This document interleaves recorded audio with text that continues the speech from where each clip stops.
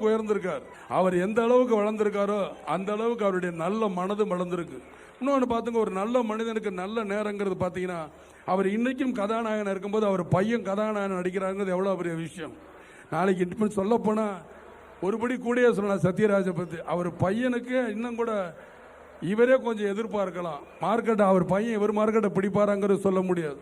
ஏன்னா இன்னமும் சுறுசுறுப்பாக ஒரு கரலாக்கட்டை எடுத்து சுற்றிக்கிட்டு சட்டையை கழட்டிட்டு இன்னும் ஆஜானு பாகுவா ரொம்ப நல்லா இருப்பார். இப்போ எங்களுக்கு அப்புறம் நீங்கள் பார்த்தீங்கன்னா யாரும் கஷ்டப்பட்டு சினிமாவில் வந்ததில்லை. நானும் சத்யராஜ் சாரோட தான் படிப்படியாக ஏறி கெஞ்சி ஆல்பம் காட்டி எங்களுக்கு சான்ஸ் கொடுங்க, பராசக்தி மாதிரி நடிச்சு காட்டு, வீரபாண்டிய கட்டபொம்மன் மாதிரி வசனம் பேசலாம்னு சொல்லி நாங்களும் நின்று வசனம் பேசி அதுலேயும் சத்யராஜ் சாருக்கு எல்லா வசனம் மனப்பாடம். நானாவது அறகுறை, அவருக்கு அத்துப்படி எல்லா படத்தோட வசனமும் அவ்வளோ அவரை பேசி இன்னைக்கு நாங்கள் இந்த இடத்துக்கு உங்கள் முன்னாடி வந்து நிற்கிறோம்னா அதற்கு காரணம் சத்யராஜோட